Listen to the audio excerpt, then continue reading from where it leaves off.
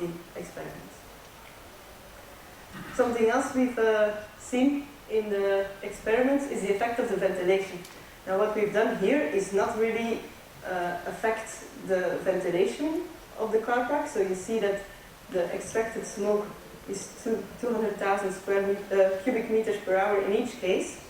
The fire is the same heat release rate, but the inlet conditions of the opening have changed. On the left-hand side, there are 4 parts that were blocked and only the middle part was left open.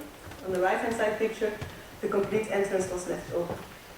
What you get here, of course, if you have a smaller part open with the same extraction rate, it's much higher velocities. On the left-hand side, there are velocities of about 4 meters per second. On the right-hand side, they were less than 1 meter per second. And this gives an effect on the tilting of the plume. The fire is in the middle, so the velocity comes straight into the fire. And if the velocity is higher, then the plume is tilted much more. So although the extraction rates are the same, there is a big difference on the configuration of the inlet opening, on the tilting of the plume, and this of course has a big effect on the spreading of the car fire to another car. If you have this case, if there is a car standing here, it will much more likely set to fire than if the fire goes straight upwards. So not only the ventilation in total, the mass flow rate is important, but also the configuration of the car park and possible obstructions that are in the way are very important for fire spread. The position of the extraction fans was studied, so I've shown you that we have 4 extraction fans near the end of the car park. This is the end of the car park, and the extraction fans are there, so 4. In this left-hand picture, there are 2 on and the others 2 off. Here on the right-hand side pictures, it's the outer ones that are turned on. You see that the results are very similar to each other, so there's not really an effect of the position of the extraction fans. I do wonder if we put on both these, or both the right-hand side one, that might maybe give an effect. So I guess that's something to study in more experiments to come. And then the final picture is on comparing experiments and simulation. It's just preliminary results. We really don't have any comparison study yet. It's just one simulation that's compared to one experiment. And I must confess that it's the most easy configuration. So it has a large heat release rate, it has the largest extraction rate, the inlet is completely open, so it's the most simplest flow field that we can have in a car park. In this case, the experiments agree well with the simulations, at least on the temperature field, average temperature field. You see here that, that they agree quite well. The radiation here is 10%. There's also simulations done with 30% radiation. They're all done a priori, but afterwards we will see what the effect of, for instance, this changing this parameter is. So this is the first good-looking picture. I surely believe that we will also have not so good-looking pictures when we compare the experiments to the simulations. This is just preliminary. It's going on research to compare the experiments with the simulations. So acknowledgement, the research was funded by IWT Flanders in a complete project together with many other partners. And we have a website which is carparkfiresafety.pp. So thank you for your attention, and I will be happy to answer your questions.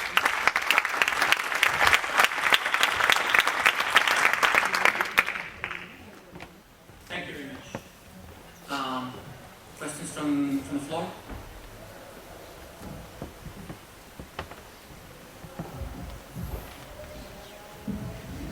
Just a brief question. While you're giving the presentation, sort of the elephant in the room is the extraction. You're mentioning about different levels of extraction, and but never within your presentation you discussed what the effect of extraction is. So, do the temperatures go down? The conditions are better? Is it a positive effect? Because the reason why I'm asking is because it's being postulated now for underground car parks that a way to help the fire service operate and a way to reduce the temperatures in the car park is by introducing smoke extraction into the car park. So I was wondering, within your experiments and your modeling, is it actually an improvement if you introduce smoke extraction in the car park? It is. Well, first I'll go back to one of the pictures. For instance, this one. You see here, the fire source is here, and the smoke spread is not until the beginning of the car park, it's only until a certain point. It's because we have the extraction here. We extract the smoke, and so the smoke doesn't come until the front side. So at least this provides an entranceway for the firemen to attack the fire. In the Belgian standards, they say that the back layering, which is the distance from the fire to the start of the smoke layer opposite of the flow direction, can be maximum of 15 meters. So that's one of the goals in the project, to study how far this back layering distance is according to certain extraction parameters of the extraction rates. Now also the extraction rate, it does lower the temperatures. Of course, you extract a lot of heat from the surroundings, you let air come in to the car park, so the temperatures will be lower. We've also done, as I said, experiments with burning cars, and those are not just experiments with burning cars, they're also collaboratory with the fire brigade in Ghent, because they use these tests really as an exercise for them. So they really do intervention at these tests. We set the car on fire, we let the ventilation system run, and then they do the intervention. And well, we've had one of the tests was where one car was burning and there were 3 cars next to it. And one of the things we wanted to see was, will the next car get on fire? It didn't. It did melt, well, the plastic parts of the side of the car next to it had melted.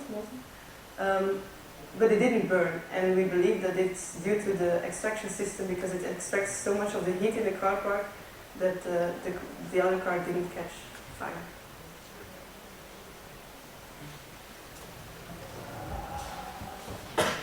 I would think that those results depend on whether you have an opening, external opening, and the size of the opening. Because there are also, the other extreme is that if you don't have an external opening and you don't have extraction, then you can kill the fire for lack of oxygen. Oh yeah, the opening. But there's always an opening in underground car park, because in the place where the cars enter, that is of course always an opening. And if you install a smoke extraction system, as an engineer, you need to ensure the opening, because otherwise you will also get very low pressure in the car park, and people that are trapped in the car park wouldn't be able to open doors anymore. So it's very important to ensure openings if you install a smoke extraction system.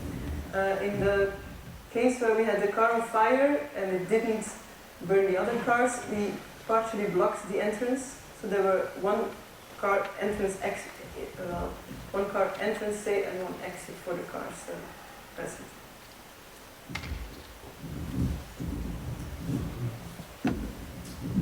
So I may have missed this if it is in the presentation, but it looked to me like you were comparing thermocouple temperature readings to gas temperature predictions from a computational model. And normally one expects the thermocouples not to read exactly what the gas temperature is, rather some kind of an equilibrium temperature of the thermocouple. Can you comment on the accuracy of the readings, and is there a correction made at some point to make the comparison more equal? I cannot comment on it. It's not my research, and I really don't know much about the experiments. I know they're busy with these things and they know much about the thermocouples, but I don't. I'm sorry. I will comment on that. I think that's one of the legends of the field. The correction is within 5%, maximum worst case scenario is 10%. When we look into the transient phenomena of fusion flame of this size in a car park, absolutely fine. Yes, you can correct it if you want, but not correcting it is not a big deal. But I have a question for you, Anneli. I have to congratulate you for doing a pioneering work on this. The pains associated with being a pioneer is that there are many questions to be asked. Probably you will not be able to catch up, but no. Mine is simple. The simulation that you compare to the experiments is a blind simulation. Well, it's a simulation that you did a priori. So it's a blind simulation. Yeah. That is excellent. And then when you compare temperatures, you said, the legend says average temperature, and then it's an XY plane. So you're doing the average across a vertical line, or? In the last picture? Well, when you present thermocouple temperature data, Oh yeah, no, Yeah, the it's not average here. temperature is averaged over a steady state time. But- So when we reach a steady state situation and then we average the temperature. But vertically, I guess we are looking, hopefully, otherwise We are looking on top. Okay. No, they're all placed some part under the ceiling. So Okay, it's perfect. ceiling temperatures. Is Do more you also have temperatures of the coal layer? we do. So it's very well instrumented. Yeah. Good. I believe. You're going to receive a lot of attention. And the other one is you said in the simulations you see this effect that when you include the vertical extent of the domain in the exterior, you see a dependence. So your conclusion is you need to extend it, but how much? Because we've also been looking into this in a completely different scenario with wildfires, and we see that actually, unfortunately, the more you extend it, the more results change. Unfortunately, at least we don't see with FDS a height where we can actually start feeling comfortable. And That's a very good question, because as I was preparing this presentation of my colleague, it was the same question I had for her, and she said we will have to investigate it. It's a good remark. So it is a good remark. We will have to look further into it in extending the domain even more. But I had the same question. And the assumption, and most of the times it goes postulated and not checked, is that you can make it high enough that it stops affecting. And that is true in the vertical, in the horizontal extent, but in FDS, for some reason, the vertical is never independent. That's interesting, so we'll definitely have to look into it. Good, thank you very much. Thanks for sharing.